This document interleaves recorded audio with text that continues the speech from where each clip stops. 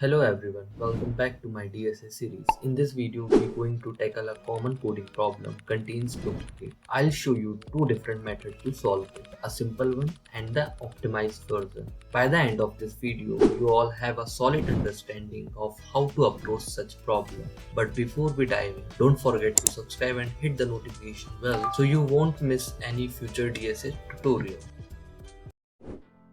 Let's jump to the question and try to understand the problem statement. You are given an array of integer and you need to determine whether the array contains any duplicate or not.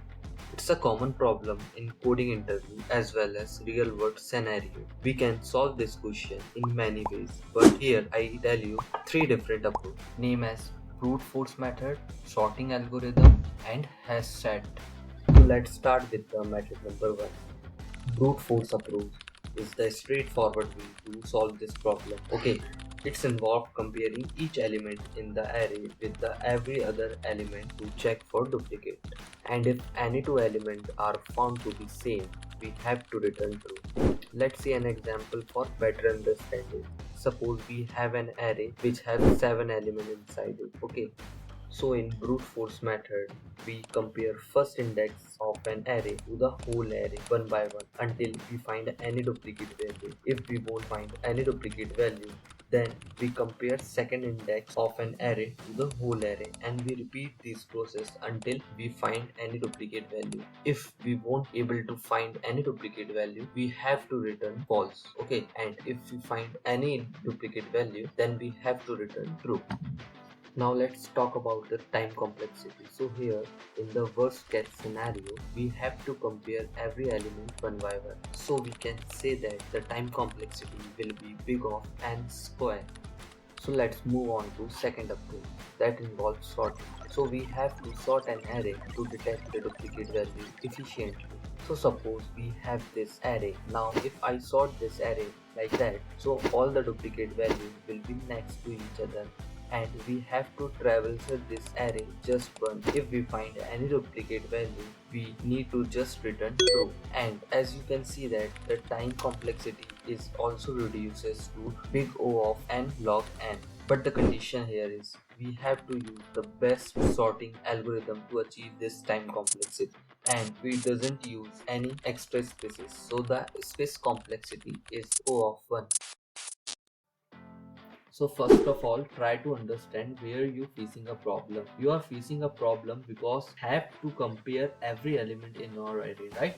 And to solve this problem, we have a special data structure that is known as HashSet. Now, what is HashSet? A HashSet is a special data structure that will never have any duplicate value. So what happens is the kind of data structure can store only the kind of any kind of value. Okay, and you can have a string hashtag that will have all the string. You can have a integer hashtag that will have all the integer, but the condition is that this set will never have any duplicate value. Okay, for example, if I added 10 in my hash set and I added 20 again, let us say I try to add 10 again, then you will not able to add 10 again because 10 is already present there. So your hash set will still have just two elements and it will not have the third element 10 that I am trying to add. Okay, so now using this property we can easily solve our problem. What we can do, we take our array and we will try to insert each element inside this hash fit. So what happens, suppose we have this array, so we take the first element 1 and we insert inside our hash fit.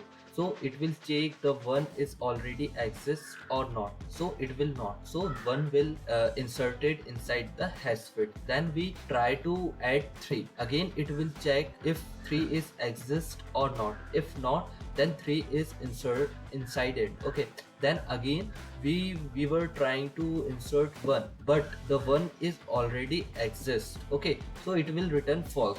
That's how HashSets work. As soon as we return false, it means the duplicate value will inside this array. Okay, so if we traverse the whole array and we does not return any false value, so we will return false, because that's what question asked. If we have a duplicate value, we have to return true. I hope you understand. So this is the way you can approach this problem more optimized and the efficient way.